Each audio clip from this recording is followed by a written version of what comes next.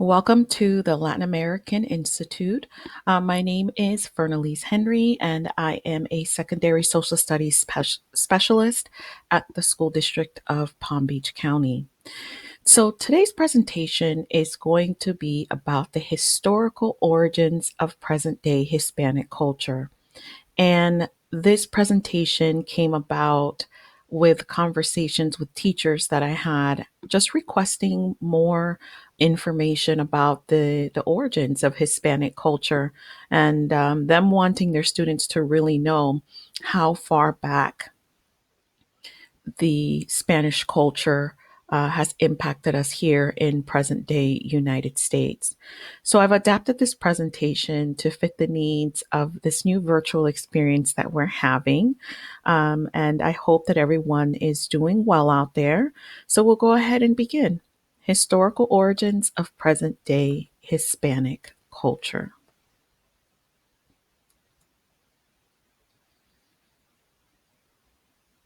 So, as I mentioned before, I presented this to some students, and also I've presented it to a couple of teachers. And we have our history standards, our eighth grade U.S. history standards, discuss the impact of colonial settlement on Native American populations, and examine key events in Florida history as it impacts this era of American history. Okay, so we're going to start off with a little bit of a warm up, how we would if we were in a classroom. So, I have a question for you, and I'm going to try to read it as slow as I can so that you can have time to think about it. Now, without using your phones, right? Or any other devices. When did Hispanic culture begin in present day United States? All right. Now, if we were in a classroom, I would have, or in a classroom setting with adults there, I would have you raise your hand as the answers are read out loud, but I'll go ahead and just read them out loud a couple of times and then you can make your own selection. So for A would be 1500s, B 1600s, C 1700s, and D 1800s. So, when did Hispanic culture begin in present day United States? A 1500s, B 1600s, C 1700s, and D 1800s. All right, so let's take a look at the answer. And surprisingly to some of you, the answer is A, 1500s. Now, to be fair, for those of us who live in Florida, we might have a little bit of an advantage because of what we learn through Florida history, or if we went through the Florida public school system or private school system. But a lot of people in different parts of the United States, and this is okay because we're all learning, have no idea that Hispanic culture existed well before the founding of Jamestown. So it started in the 1500s. And what we are going to do is we're going to go pretty much in chronological order of how the Spanish established themselves here in not only in present day Florida, but also in different parts of what is now known as the present day United States. And we'll see the reasons why and how that all unfolded. Now, if you don't know this information, that's okay. Again, like I mentioned before, we're all here to learn. But hopefully, I can shed a light on a few new facts for those of you who are well versed in Hispanic culture that you could take away from this presentation. Okay, so we are going to start off with Ponce de Leon, the famous explorer. So Ponce de Leon sailed with Christopher Columbus on his second voyage. If you recall, Christopher Columbus had four voyages, so he was on the second one. And then he later settled in Puerto Rico and eventually became governor. Now, he left Puerto Rico to a land north of it, and he searched for treasures and the mythical fountain of youth, right? This is the story that some of us hear growing up about this fountain of youth and all this gold in these new lands. But really, we also need to understand that there's an economic reason for Ponce de Leon to go there. He was also searching for slaves to build a new Spanish empire. Now, Just on a little bit of a side note, Hernando Cortes, who went to the Yucatan Peninsula in Mexico, was also searching for slaves and workers to build the Spanish Empire. So in the year 1513, he landed near present day St. Augustine. And that land is going to be significant to the Spanish settlement later on. He claimed the land for Spain and he called it La Florida, which means the place of flowers. And from what I understand, when he landed, it was around the time of Easter, La Pascua. So he named, La Florida, and you see all of these beautiful flowers everywhere. So that is supposedly where the name comes from, of Florida. Okay, so now we're going to look at another explorer. Now, what we see with any country and its exploration, there's a pattern. You usually have those who are quote unquote like the trailblazers, the ones that go first and try things out. So we already know, right, that Ponce de Leon landed in the area of St. Augustine, and there were other famous explorers and other expeditions. And if you know on this map, you'll see that they wanted to try to figure out, okay, what is on the west coast of Florida, since Ponce de Leon already was on the east coast, right? As we see with that yellow and blue map of the Narvaez's route in 1528. So Panfilo de Narvaez was sent on an expedition by Spain, and there's a picture of him in the top right hand corner, or a depiction of him, not only to explore, but to colonize territories along the Gulf Coast, beginning in Florida and extending to the Rio Grande River, the present day Rio Grande River.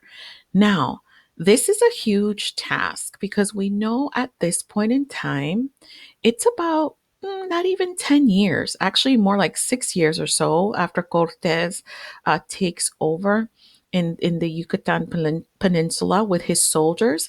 And what the Spanish are trying to do is basically, they're looking around, they're seeing what's out there, and they want to establish a strong foothold and kind of go around this area of the Gulf and start making cities and establishments there. Now, native resistance caused the expedition to fail, and unfortunately, Navarez and his men, most of his men, died near Galveston Island near Texas after a hasty escape, and only a handful of men survived. Now, what happened? He started off with over 300 men, and then you only have a handful of men left. Let's watch this clip from the Florida Humanities Council. Now, it is very brief. And before we watch the clip, I want you to look to the left hand side of this slide. And it says, in your opinion, what was Narvaez's biggest mistake? What was his biggest mistake? What errors did he make that caused this trip to be an even more of a disaster than it could have been? So I'm going to go ahead and play this video clip from the Florida Humanities Council.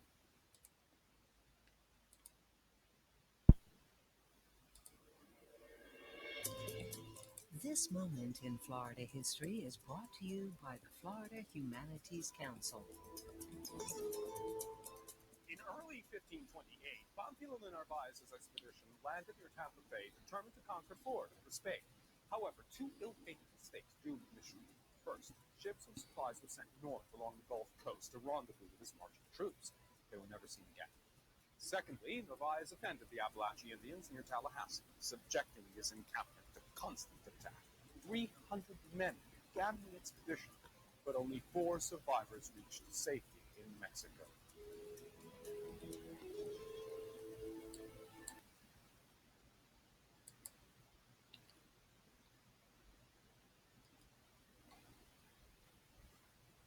Okay, so I know that that video clip went by very quickly, but I did on the next slide write down the two major points that the narrator made during this video clip from the Florida Humanities Council. So let's take a look. Oops. All right, here we are. So, oops. Here are the questions. I apologize for that.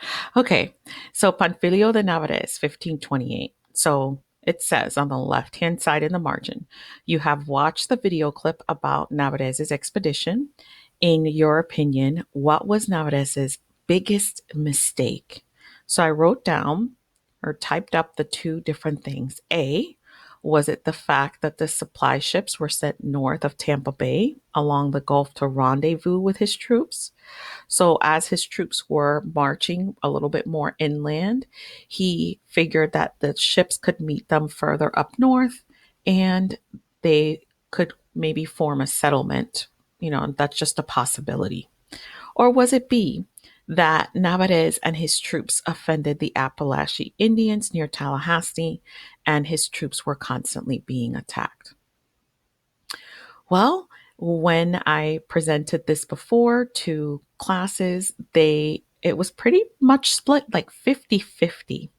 But one of the interesting things that was said was that why would, as far as the A option, why would he not have all his supplies with him? And there could be many possibilities. It could have been the fact that it would be too heavy to carry tons of supplies, or he probably wanted to scout out a spot or an ideal location that was safe for him and his crew members and those who traveled along with them. Now, B, Narvaez and his troops offended the Appalachian Indians near Tallahassee. And the question was brought up, Miss, why were the Indians offended? And I thought that that was such a good question. So I did a little bit further research and I found that someone within Narvaez's expedition actually ended up capturing and killing one of the chiefs within the Appalachian Indian tribe, and they went after Narvaez and the members of his expedition, and they rushed hastily to the coast to leave that part of Florida. So that's a little bit of an interesting background. So even though I had previously done research, having those questions asked, it made me dig even further and we found that expedition. So guess what? This is your opinion and it's whatever you think the biggest mistake was. Or you could think that they were both equally, just as bad mistakes or errors that he made.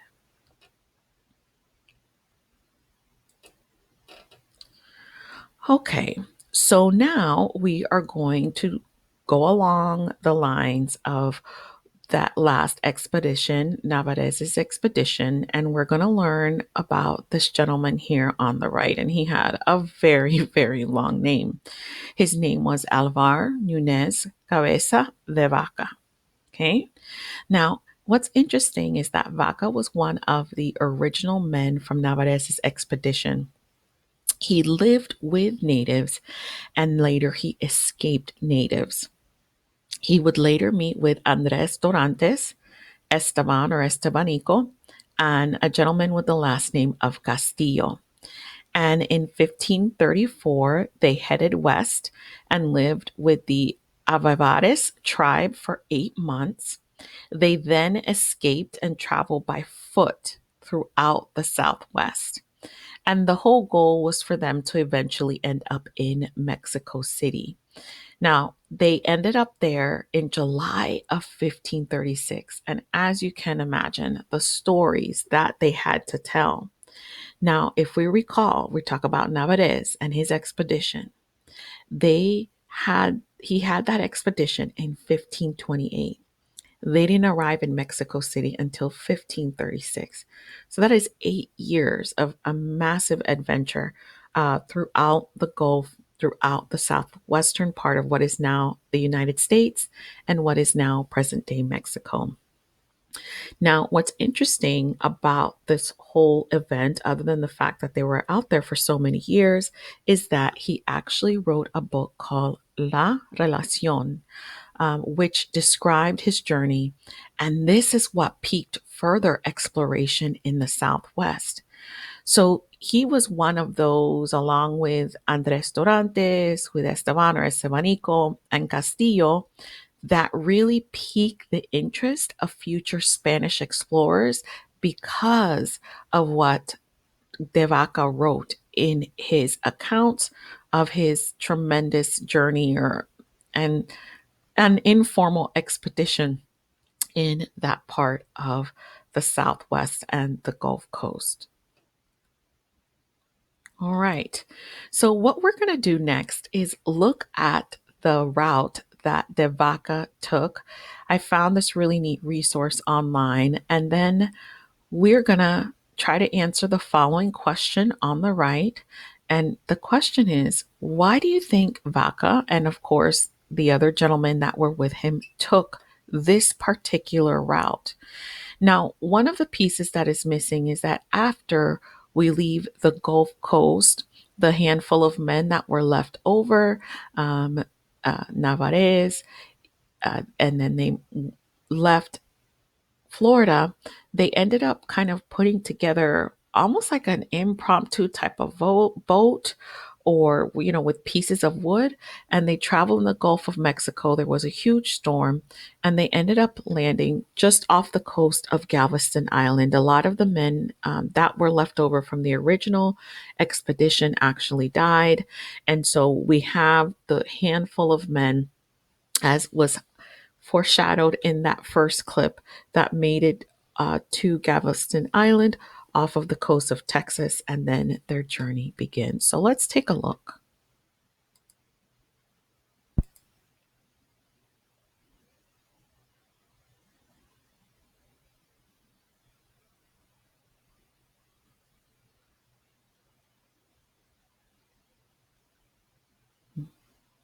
All right, so I am going to play it one more time.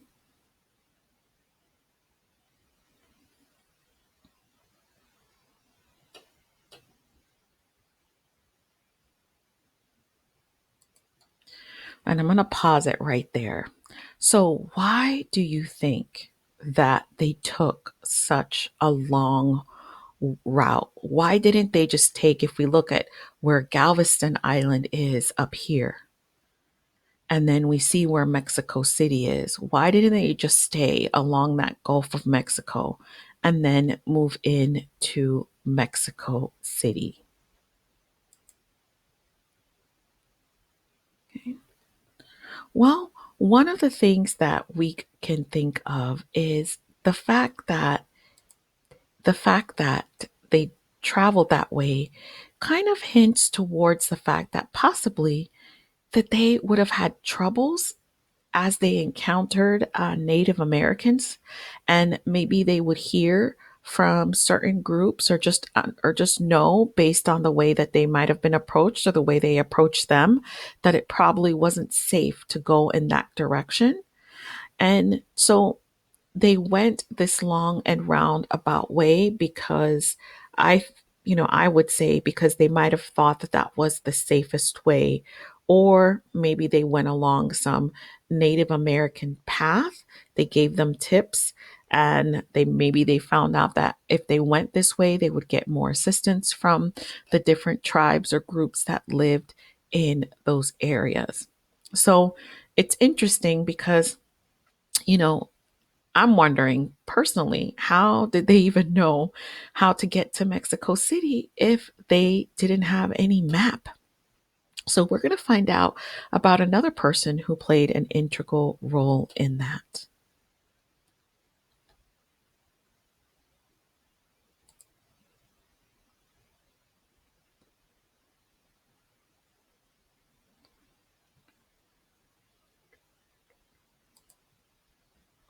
All right, here we are. All right. So here's an interesting quote from Alvar Nunes Cabeza de Vaca. And this is what he said in La Relacion, or just part of what he said. He says, all over the land are handsome pastures with good grass for cattle and it strikes me the soil will be very fertile were the country inhabited and improved by a reasonable people. So, by him saying this in his account, he is making other explorers and other people wanting to go to this land and really see what it was like.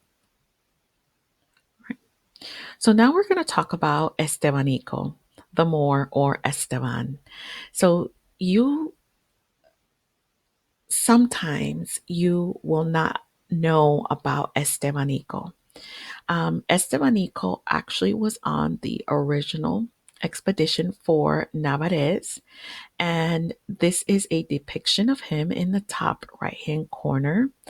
Now, from all accounts, he was a North African slave and he lived with the Karankawa people for 7 years in the Texas area before he escaped with the Vaca to Mexico by foot. Now, if you take a look, someone else depicted the way that he traveled, which is a little bit different than the other animation that we saw. And he came all the way from Morocco. And it says here, it's very hard to see on the map that there is a quest for the city of Cibola, which would happen later in his life. Okay. So I'll get to the cities of Cibola in a second. So Estebanico, like I said, was one of the survivors, and he was vital to De Vaca and the other gentleman making it to Mexico City. Why? Because it turns out that he had a propensity for languages. He served as a scout, he would go ahead of them, and he was a diplomat and he was a translator. He often made the initial contacts with the tribes they encountered on their journey. So really, he was the guy that kind of set everything up and that showed them the way through his particular skill set to get back to Mexico City. Now, after he got back to Mexico City and they went through the Southwest, and here they are telling all of their stories, it was expected for him to help find this rumored cities of gold. And unfortunately, Estebanico was killed when he went on that second journey to find the fabled cities of gold, the city of Cibola. So why do you think Vaca left Esteban largely out of his account, La Relacion? Well, maybe it was because he was a slave, because he was black, because De Vaca only wanted to give attention to himself and didn't want to give anybody else credit. And all of those answers I received from students that I have presented this to before. So they're all very, very good answers as to why Esteban was left out of Vaca's account. So now we come to the Florida connection of our historical origins. And see, you have this image here from the St. Augustine Lighthouse. And what I want you to see from this image is that everyone had to work together in order for St. Augustine to become successful. We have an Indian there who we think might be a Tamalcan Indian. We see looks like a Spanish priest or Jesuit, and they're all working together to build the original fort. Now, Spain sent Pedro Menendez de Aviles to drive out French colonists in Florida because the French had staked a claim there. And in 1556, permission was granted to start a colony. He sailed to a smaller harbor just south of the French fort called Fort Caroline or Caroline. He named it St. Augustine. The local Timucuan Indians and Africans helped Menendez build a fort. So it is listed that Africans came over on his ship to establish this particular location. On September 8th, 1565, the first permanent settlement of the U.S. became established. He then claimed all of Florida for Spain.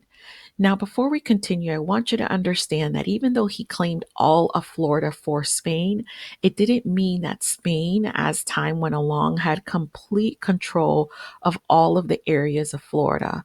Florida had quite a few Native American groups, and while we were able to, or Spain was able to gain stronghold in St. Augustine, it was in actuality, just saying it. Okay, I claimed Florida. It didn't mean that they had complete and total control of all of Florida. All right, so let's take a look on the left hand side in the margin. It says the Jamestown settlement was established in 1607, 42 years after St. Augustine. In your opinion, why do many Americans think that Jamestown was the first settlement? So, why do you think many Americans think that Jamestown was the first settlement? Well, here's a few of the answers that I got. Well, Miss, that's what's in our textbooks. We learn about Jamestown. We don't really learn about St. Augustine. And another student said, well, maybe because people they didn't know about it when the textbooks are printed. And another said, maybe the textbooks just wanted to focus on the English and not the Spanish colonies. And so there are multiple reasons as to why many Americans, don't know that St. Augustine was the first permanent settlement here in present day United States. But now you know. All right. And this is going to be one of the last clips that we watched. And I think this is so fascinating because what we see as we go through time and as we do more research is that our ideas change about things that we thought that we knew. Now, as you're watching this video clip, I want you to think of the questions that I have here on the left hand side of the slide. It says digging for the current archaeological site began in the 1950s. What group of people did they think lived there? So what group of people when the archaeologists were digging think lived in this area of St. Augustine? And what specific evidence did they find that changed their mind? So as you're going through, think about who they thought actually lived there and also what evidence they found that changed their minds.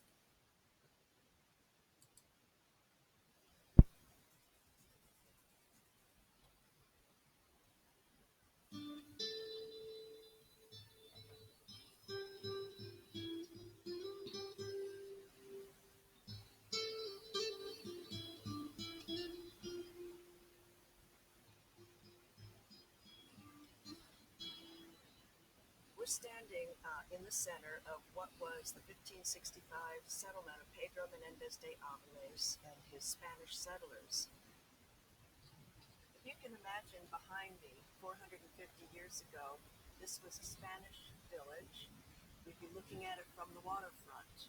The people who came here and lived in the village were all Spanish. They came directly from Spain, and there were 800 who arrived here. Only 26 of them were women. The rest were soldiers or sailors. We think that there were some children. In addition to all the people from Spain, there were people that had been shipwrecked on Florida's coasts over the previous 20 years. And one of Menendez's prime objectives was to help some of these shipwreck victims. And in fact, Menendez's son himself had been in a ship that wrecked off the Florida coast, and he was hoping to find some word of his own son, which he didn't do, but he did pick up nearly 20 people over the course of his voyages who came to live here at the community, including several people of African heritage. They built their settlement and houses here in this large field on the edge of the water. We think that the town was organized around a central space like a plaza. And this is interesting to us because when Pedro Menendez and his settlers arrived, there was a Temuco Indian town in this area, and the Native Americans were also organized around a central plaza. My first excavation here at the Fountain of Youth Park was in 1976. We thought we were studying a Temuco village that was in contact with the Spaniards when they first arrived. The site has been excavated by archaeologists since the 1950s, and it had always been assumed that this was a native town. We found artifacts that were Spanish mixed with Native American, but we assumed that those were evidence of trade with Spaniards or adopting Spanish traits. And it wasn't until actually the 1980s when we realized that this may actually have been the original Menendez settlement. And that was when we found barrel wells. It's where they got their water. Those have never been known to be used even in an historic Native American community. And that, along with the archaeological evidence, led us to think about it in a different way and think of it as a Spanish town. And so we started digging in different directions. And at that point, we were able to uncover the buildings and look at the whole town plan. We found features that had very clear Spanish elements and military buttons and jewelry items for Spanish women, child's figa, and those things led us to uncover bit by bit settlement. Okay, so that is the end of this clip.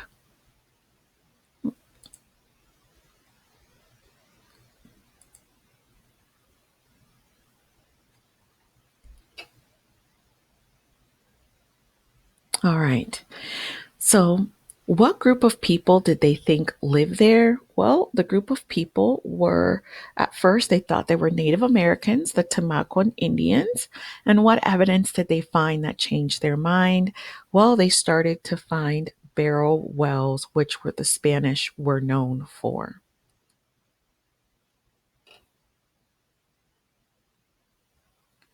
All right, so we're going to briefly talk about the settlement of the Southwest.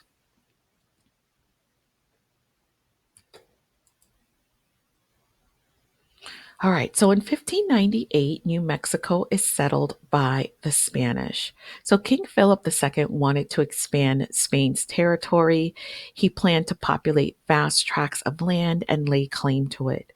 So 500 people left Mexico to the northern territories, and the goal of going to these territories was to Christianize Indians and to make them into productive workers.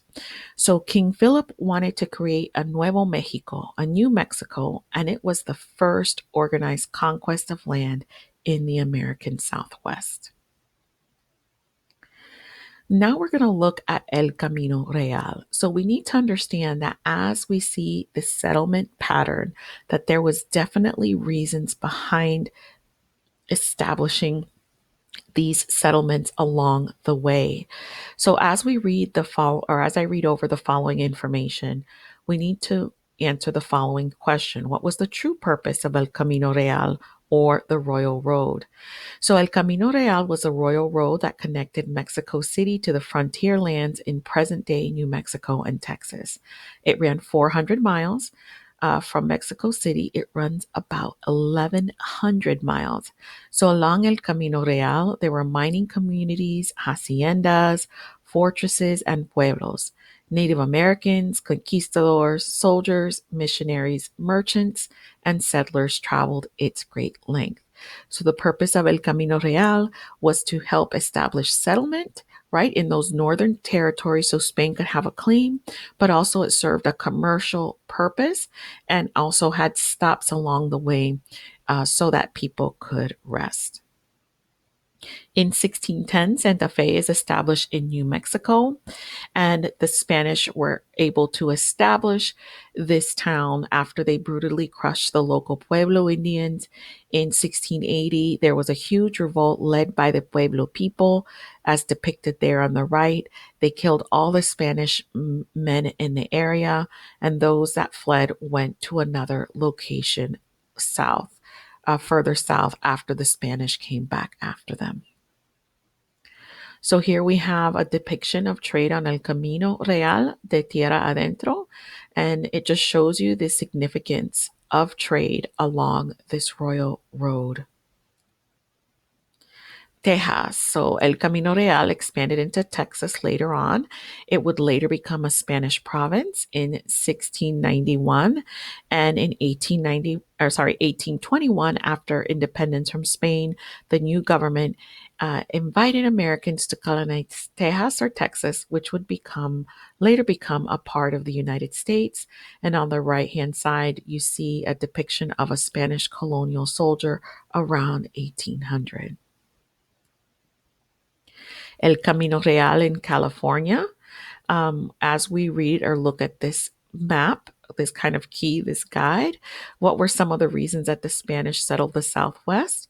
Well, we know from before that they wanted to establish land as they see other European countries coming to present day United States. They wanted to have a foothold and claim land, but also they wanted, remember before, to Christianize the Indians. And here are some other reasons. Now, the Royal Road in California stretched 600 miles. The king settled the area to lay claim because other Europeans were interested in it. The road linked 21 missions, settlements, and presidios. The missions were located approximately 30 miles apart or a long day on horseback.